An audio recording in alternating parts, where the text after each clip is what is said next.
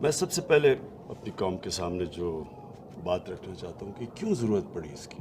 سب سے پہلے مجھے یہ احساس ہوا کہ جو ہمارے یوتھ ہے، ہمارے جو بچے ہیں، ان کو پوری طرح سمجھ ہی نہیں ہے کہ یہ ملک بنا کیوں تھا، اور ہمارے نبی صلی اللہ علیہ وسلم ان کا پیغام کیا تھا، کیوں ان کو فالو کرنے کے لیے اللہ نے حکم دیا قرآن میں.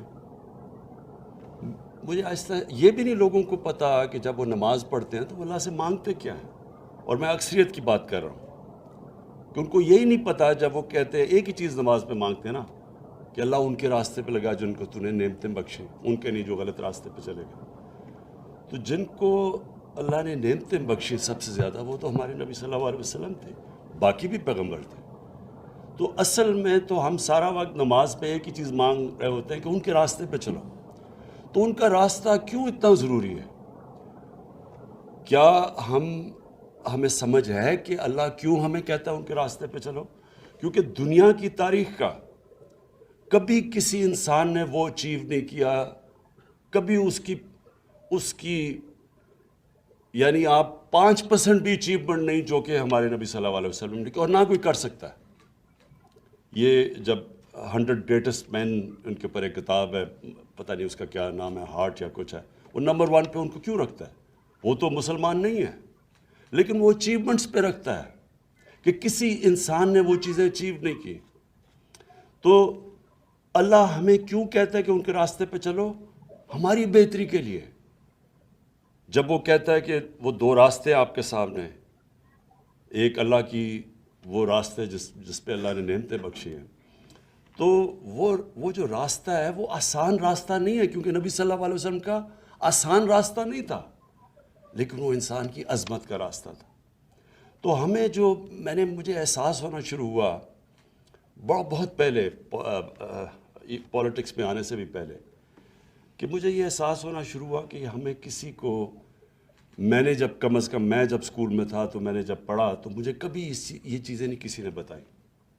مجھے میری دینیات اور اسلامیات کی کلاس کے اندر مجھے کبھی یہ نہیں بتایا گیا کہ کیوں میں نبی صلی اللہ علیہ وسلم کے راستے پہ چلوں. پھر مجھے یہ بھی نہیں بتایا گیا کہ وہ ریاست مدینہ، وہ کیا اس کے کیا پرنسپلز تھے کہ ایک دم وہ لوگ جن کی حیثیت ہی کوئی نہیں تھی، دیکھتے دیکھتے 2 سپر پاورز ان کے سامنے گرتی ہیں اور دنیا کی امامت کرنا شروع کر دیتے ہیں. وہ کون سے پرنسپلز تھے؟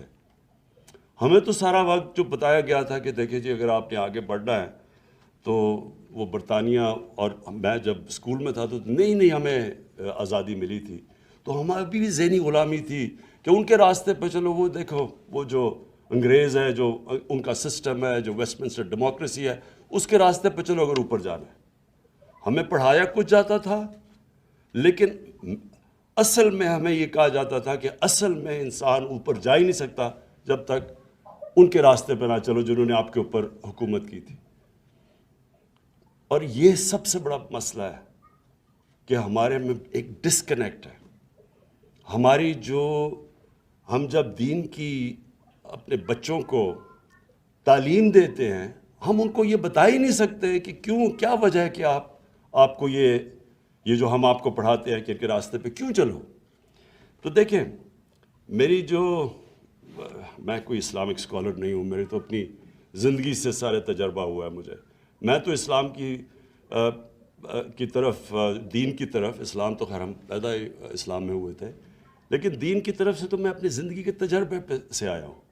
اور وہ کیسے؟ کیونکہ مجھے 2 مختلف کلچرز کو میں نے اندر سے دیکھا. اپنے پاکستان کا تو میں ماں باپ اور ہمارے اسکول کلچر تو دیکھ ہی لیا تھا، لیکن میں نے مغربی کلچر کو اندر سے دیکھا، اور پھر میں نے اپنا تجزیہ کر کے میں پھر ان نتیجوں پہ پہنچا. اور آہستہ آہستہ جو اصل چینج جب میرے میں آیا، جب میں نے نبی صلی اللہ علیہ وسلم کی زندگی پڑھی، ان کی سیرت پڑھی، اسٹڈی کیا اس کو، تو اصل میں تو چینج تب میرے میں آیا. تو میں یہ سمجھتا ہوں کہ جو ہم نے اپنے بچوں کو، اگر ہم نے صحیح تربیت دے دی اور صحیح معنی میں ان کو سیرت نبی، ان کو اسکول سے ان کو صرف بتا دیا کہ وہ ان کا راستہ کیا تھا، یہی اس قوم کو اوپر اٹھا دے گی، کیونکہ کوئی قوم جس کا کیریکٹر بڑا نہیں ہوتا وہ بڑی قوم نہیں بن سکتی۔